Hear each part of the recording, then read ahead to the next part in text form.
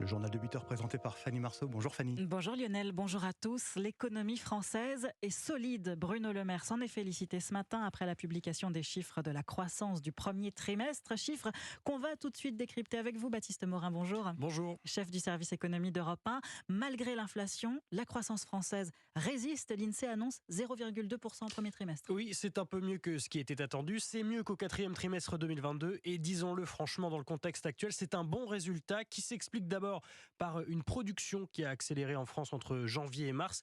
L'INSEE souligne que c'est notamment grâce à la réouverture des réacteurs nucléaires arrêtés pour maintenance à l'automne dernier.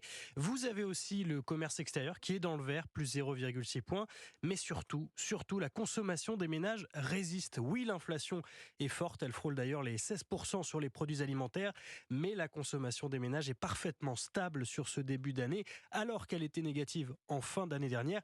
Il y a cependant une ombre au tableau. C'est un autre chiffre que publie l'INSEE ce matin et il est mensuel, celui-là. La consommation des ménages en biens, elle chute au mois de mars et c'est très sensible sur l'alimentaire. Voilà qui pourrait peser sur la croissance du deuxième trimestre de cette année. Quoi qu'il en soit, le ministre de l'économie Bruno Le Maire, vous l'avez dit, vient de saluer la solidité de l'économie française. Merci Baptiste Morin, chef du service économie d'Europe 1. À 9h, l'INSEE publiera les chiffres, on va y arriver, de l'inflation du mois d'avril, première estimation.